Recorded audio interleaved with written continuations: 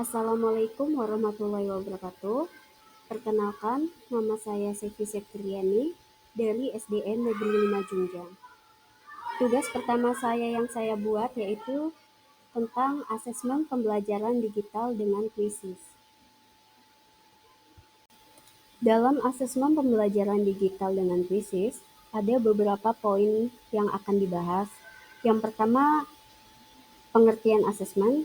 Yang kedua, tujuan utama dari asesmen. Yang ketiga, asesmen pembelajaran digital. Yang keempat, pengertian kuisis. Yang kelima, kuisis dan kelebihannya. Dan yang keenam, ada cara membuat kuisis dan mengikuti kuisnya. Pada poin pertama ini membahas tentang pengertian asesmen. Asesmen adalah proses pengumpulan dan pengolahan data yang berkaitan dengan perkembangan anak, serta penyajian hasil dalam bentuk deskripsi atau narasi yang dapat digunakan untuk mengenali anak secara rinci.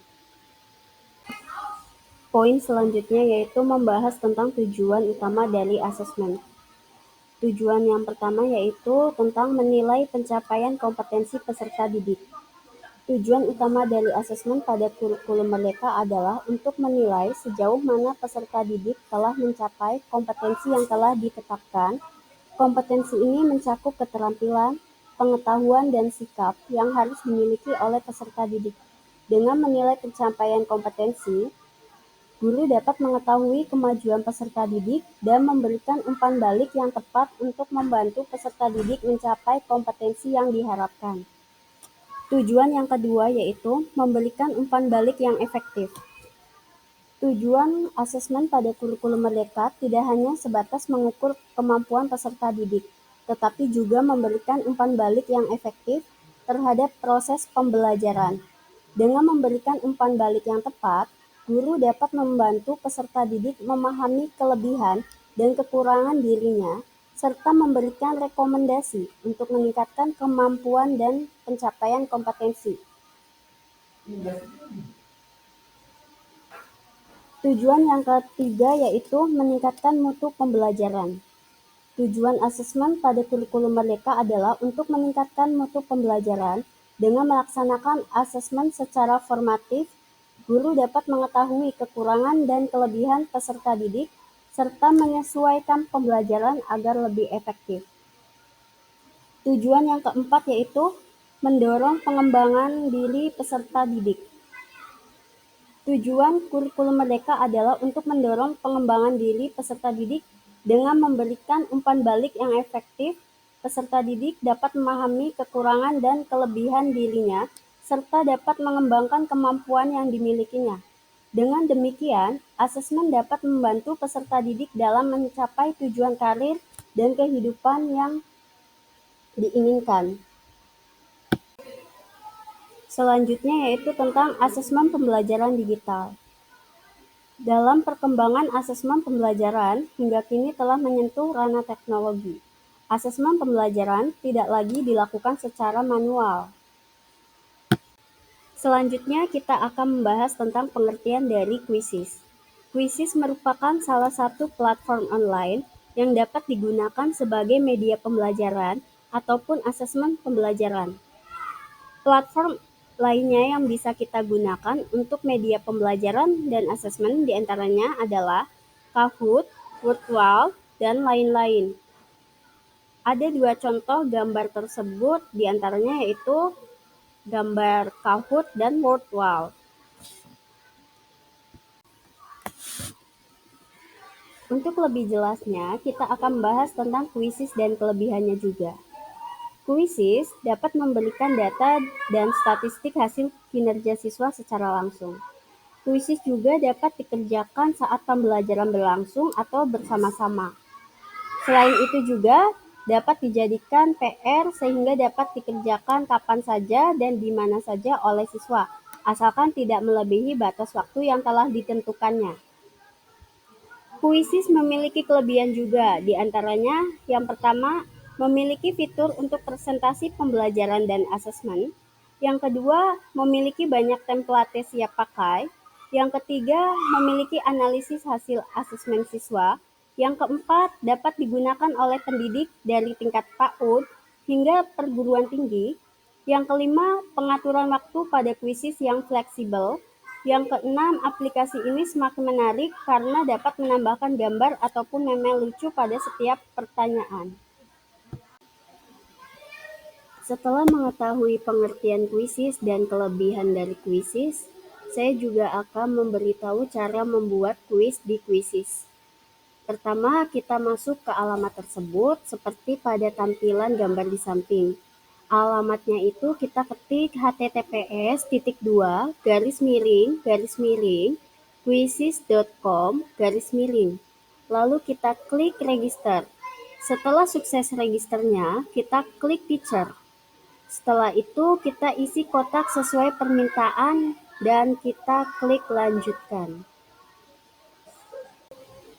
Setelah selesai register pembuatan kuisisnya, saya juga akan memberitahu cara membuat kuis di kuisis, yaitu dengan cara klik buka pembuat kuis pertama, lalu kita masukkan nama kuis yang akan dibuat. Misalnya saya ketik kuis pembelajaran 1 atau tes 1.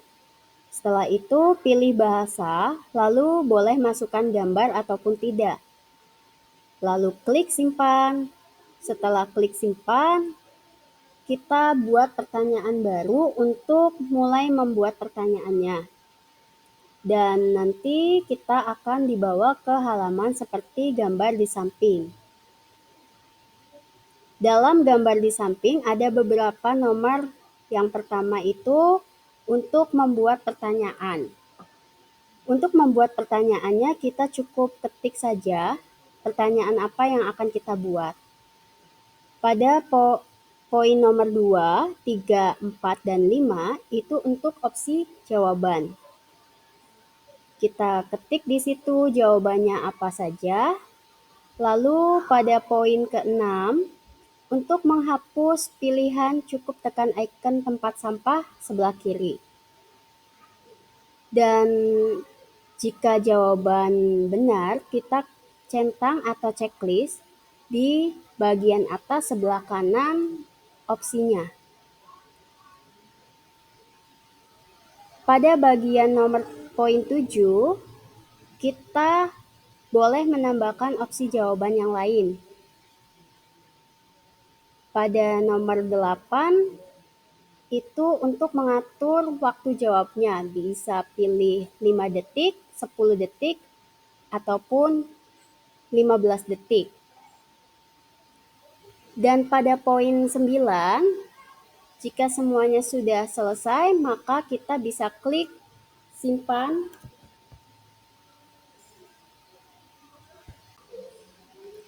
Jika kita sudah selesai membuat pertanyaan sebanyak-banyaknya atau yang kita inginkan, kita bisa klik selesaikan kuis, lalu isi nilai dan pilih relevansi sesuai mata pelajaran.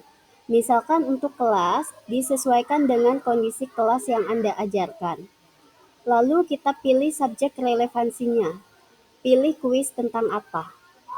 Pada gambar di samping menjelaskan tentang cara memberikan pertanyaan quizzes.com kepada siswa. Langkah awal atau pertama itu kita klik permainan langsung, lalu muncul seperti pengaturan gambar di samping tersebut. Jika berwarna hijau, pertanyaannya akan acak. Kita klik ikonnya, bisa kita buat warna hijau. Jika jawaban berwarna hijau, jawabannya juga akan diacak. Jika kita tidak ingin diacak, kita buat hitam ikonnya. Klik ikon tersebut menjadi hitam. Nomor 3, kita buat hitam, diklik ikonnya. Pada poin 4 dan sampai nomor 6, kita buat hijau, diklik ikonnya, supaya berwarna hijau. Jika kita telah selesai dalam pengaturan tersebut, maka langkah selanjutnya itu kita dapat membagikan link atau meng-share link kepada siswa untuk dapat bergabung atau berjoin dalam kuisis pertanyaan yang telah kita buat. Pada gambar di samping, itu salah satu contoh siswa yang sudah dapat bergabung atau join dalam kuisis pertanyaan yang telah kita buat. Sehingga orang yang berpartisipasi atau yang sudah join itu akan kelihatan jumlahnya. Setelah selesai membagikan link kepada siswa, maka selanjutnya siswa dapat join ke dalam kuis yang telah kita buat. Caranya itu dengan klik joinquizzes.com, enter, lalu klik icon gabungnya, seperti pada tampilan gambar tersebut. Nanti, siswa akan diminta untuk memasukkan kode permainannya dan memasukkan nama mereka masing-masing. Setelah semuanya telah bergabung, maka akan terlihat di layar laptop guru. Dan kuis dapat dimulai setelah semua siswa mengikuti kuisnya, lalu guru hanya perlu mengklik mulai atau start dalam kuisnya. Dari penjelasan yang telah saya sampaikan tentang materi asesmen pembelajaran digital dengan kuisis, saya juga telah membuat latihan untuk Bapak dan Ibu.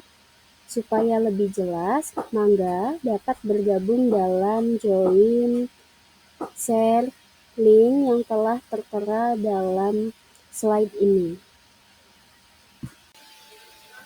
Itulah penjelasan tugas pertama saya tentang asesmen pembelajaran digital dengan menggunakan kuisis.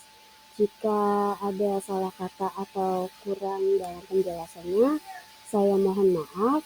Terima kasih. Wassalamualaikum warahmatullahi wabarakatuh.